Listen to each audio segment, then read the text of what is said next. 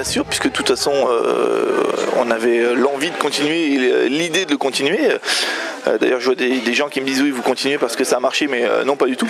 On avait toujours dans l'idée de faire une série d'aventures et on a eu la chance de pouvoir continuer parce que le premier cycle a bien marché.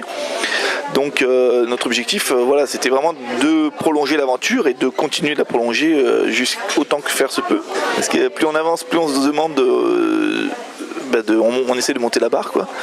Et donc plus ça demande d'efforts et de travail. Et c'est vrai que là la deuxième partie du deuxième cycle me semble encore plus difficile que le premier cycle. Peut-être de le faire mal rasé et des poches sous les yeux, déjà ça en rajoute une couche. Non, mais je pense qu'il y a le contexte aussi. On sait qu'on est à la fin de la guerre, on a compris que tout le monde est épuisé, tout le monde est heureux mais épuisé. Et on retrouve donc en effet un personnage beaucoup plus sombre, beaucoup plus aigri, pas aigri mais fatigué, ouais, je pense qu'il est fatigué et fatigué de constater aussi que oui il avait raison et que le monde s'écroule de toute façon, quoi. Donc ouais, mais je trouve que justement c'est plus intéressant, on est avec des personnages plus sombres, on est dans un récit qui va être plus sombre, plus dense, et on est sur des gens qui sont conscients que rien ne va plus, quoi. C'était l'occasion, on plonge vraiment dans le parti pris polar. On peut dire que c'est le premier cycle. On a un petit peu hésité, entre guillemets, la situation faisait qu'on n'était pas encore vraiment ni dans le polar complet, ni dans l'enquête détective. Là, la situation et le contexte, c'est-à-dire la nuit, la cour, le bureau détective, là on pouvait se permettre d'aller complètement dans le côté noir, à la Dashiell Hammett. On est dedans, donc les clichés, toi j'ai rajouté des stores qui n'ont rien à faire là, on s'en fout, c'est l'ambiance, là on est vraiment dans l'ambiance complète, toi. Donc je m'amuse avec les compos, la dernière case de la page 11, soit le flingue qui est bien dans l'encadrement de la fenêtre, tous découpent bien. Il y a donc ces stores qui envoient une ombre, évidemment, voilà, l'ombre détective, on va dire, c'est la lumière des films de détective qu'on retrouve dans la page suivante. Donc on est vraiment en plein dedans. Et je trouve que c'est vraiment intéressant parce que ça nous met, surtout graphiquement, ça me met en condition pour ce qui va venir. C'est-à-dire que là on a vraiment un parti pris,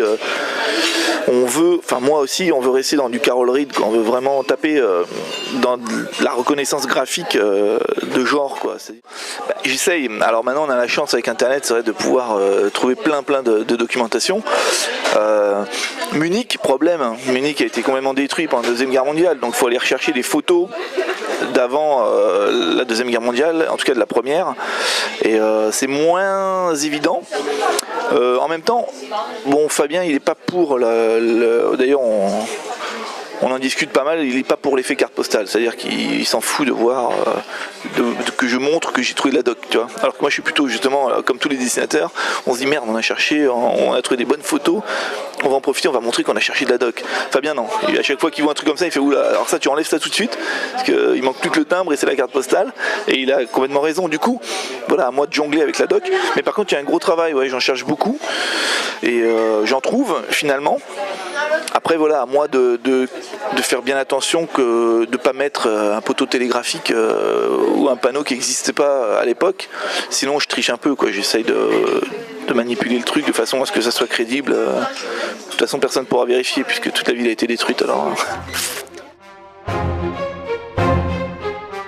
On est c'est Hitchcock, quoi, hein. C'est voilà, la scène de la gare, le rendez-vous à la gare, au milieu de la foule, le retard, le machin, on attend, est-ce qu'il va venir.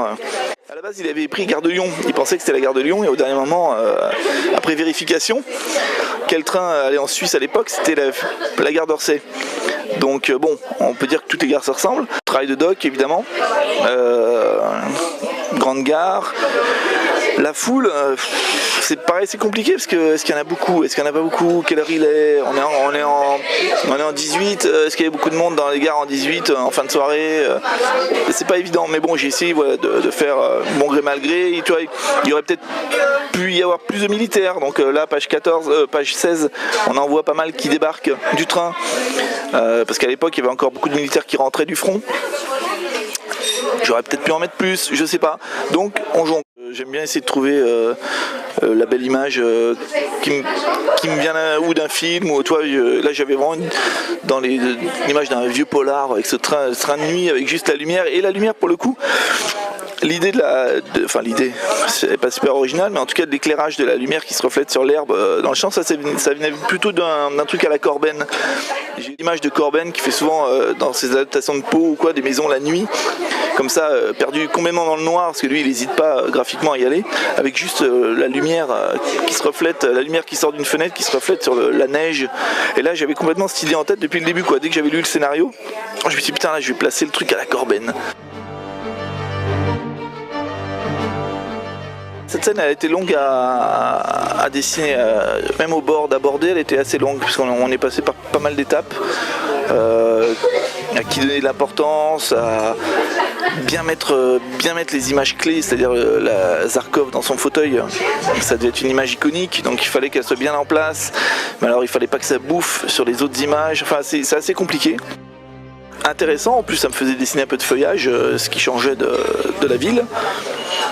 Et pareil, là, tout de suite, à partir du moment où j'ai lu que c'était dans une serre, il fallait commencer à penser aux éclairages. Évidemment, tout de suite, j'avais en tête le jeu des ombres et des lumières sur les personnages, les feuillages qui tapent sur les persos. Donc, il fallait arriver à aménager ça aussi, quoi, sans que ça bouffe dans tous les coins. Et du coup, je trouve que voilà, la séquence est plutôt pas mal jusqu'à la page 20, là, quand tu regardes l'arrivée des belligérants, là, des personnages, des actionnaires et des compagnons de Zarkov. Il n'y a pas tant de casse que ça, parce que pour le coup il y avait un peu de place. C'est vrai qu'on est sur 5-6 pages d'action, donc on savait qu'on pouvait quand même se donner de l'espace et du champ, quoi. Après, il y a aussi 2 lieux, donc il faut y aller, il faut faire attention, quoi. On peut pas multiplier les cases parce qu'il faut pas non plus perdre le lecteur. Il faut bien qu'on comprenne qu'il y a une séquence, une partie des personnages qui est à l'intérieur de la maison, et Silas c'est l'un des tueurs qui sont à l'extérieur et qui vont finir sur le toit. J'ai lu le scénar, c'était une scène d'action dans le pavillon, donc tu dis oula, là c'est moins démonstratif, quoi. Tu fais comment on va faire. Bon, après le pavillon est en feu, ah ouais, déjà on rajoute un petit élément qui met du piment. Il fallait continuer sur le parti pris ombre portée à la roman noir, donc j'ai essayé, tu vois, dans les scènes d'action à chaque fois de bien jouer sur les lumières, les ombres portées, les silhouettes. On essaie de rester toujours dans cet esprit classique, roman noir, sombre, et de profiter justement de pouvoir en mettre partout et de faire essayer de faire des belles compos, quoi. On entretient et on lâche un espèce de suspense, et même au niveau du temps, quoi. Dire, vraiment le temps s'arrête, les gars tirent. Qu'est-ce qui va se passer? En plus, tu vois, ils sont pas du tout dans des positions d'action, quoi. Ils sont vraiment très statiques, quoi. C'est vraiment. Ouais, voilà, là, on est vraiment dans le duel. C'est-à-dire que c'est fini. C'est toi ou c'est moi. Là, moi, je suis blessé. Toi, on en des coups maintenant. Autour de nous, l'enfer se déchaîne, et voilà, on est vraiment dans l'icône western, quoi.